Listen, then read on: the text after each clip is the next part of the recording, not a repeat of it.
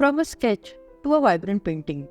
Ever wondered how to bring a bird's personality to life in watercolors? Well, in this Waxwing's painting tutorial, I will guide you through that process. We will begin with sketching using a reference photo to a complete detailed painting process. Also stay with me as I have something to offer you all, which I will tell you towards the end of the video. So let's begin. While searching for a reference photo on Pixels, I got this beautiful shot captured by Mark A. Jenkins of a waxwing, which shows shiny brown grey body, black mask around the eyes, and brilliant red wax droplets on the wing feathers. I start sketching with light but confident strokes, putting down all the necessary information for me to paint so that I don't get confused later because of lost lines. Once the sketch is complete, I begin with painting the eye with 0 number brush, using burnt sienna and Payne's grey. I carefully lay the color, leaving the white light spot on the eye.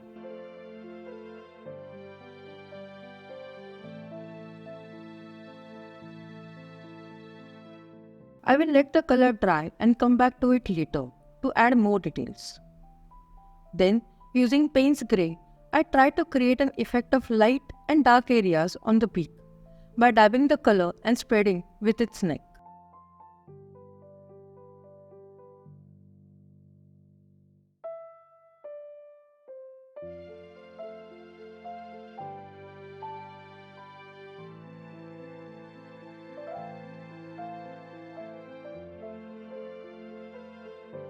And again, I let it dry and come back to paint the eye.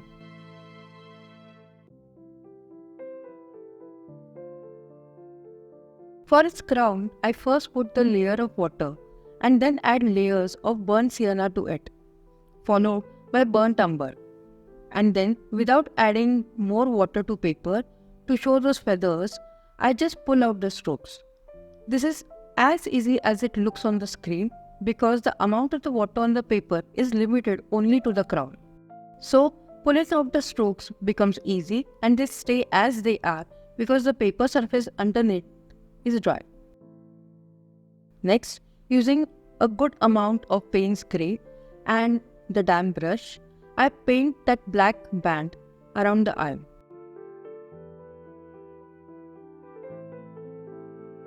I wanted a wash effect for the background, so I put the water on the bird's body as well as in the white space.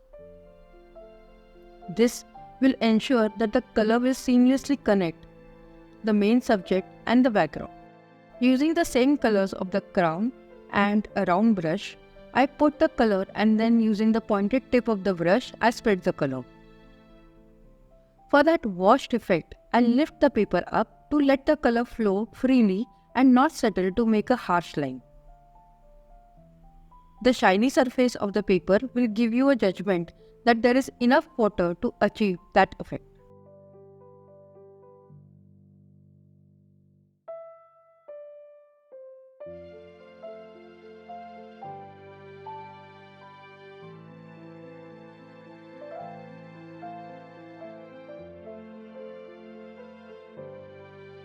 Continuing the same set of steps for the chest and the stomach, I try to create that washed effect.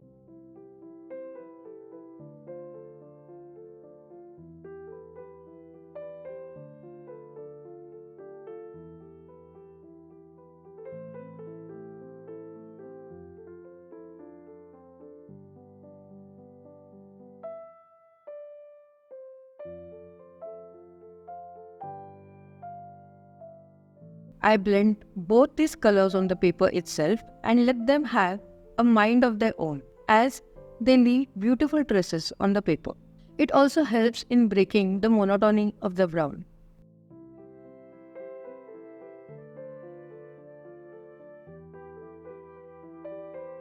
Now, as the paper is almost dry, I further start my work on wings. I add few details and with the round brush and sepia, I start painting the wing.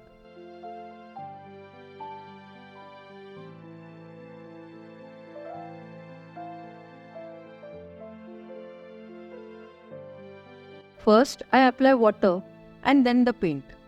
There is a color variation from dark brown to light brown on the wing, and I try to replicate it by changing the tonal value of the sepia with water.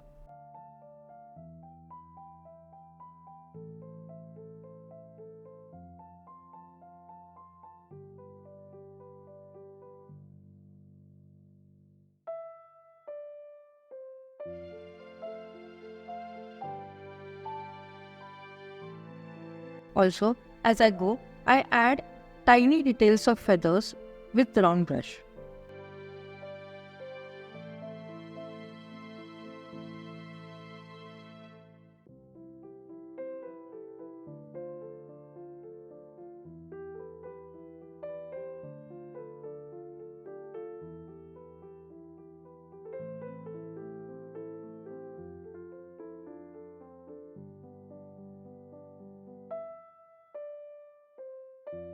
Now, time to add more details, but this time with a smaller number brush. I am using brushes from Brustro and Winsor & Newton's colors. I will link all the colors used and the brushes in the description.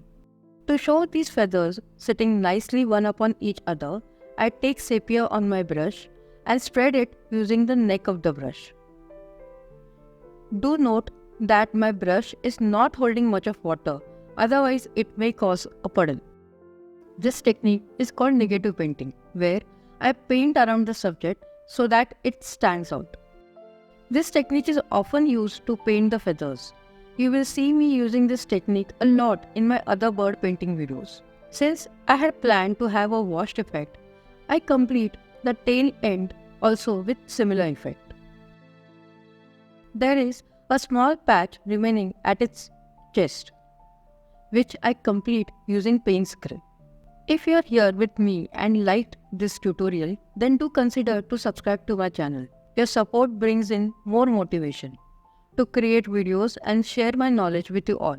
Also, I have in-depth tutorial on my Patreon, where I go slowly covering all the steps and also provide a sketch and some progress photos so that you can follow along with me creating your own magic on paper. As I mentioned before, that I have something to offer you all.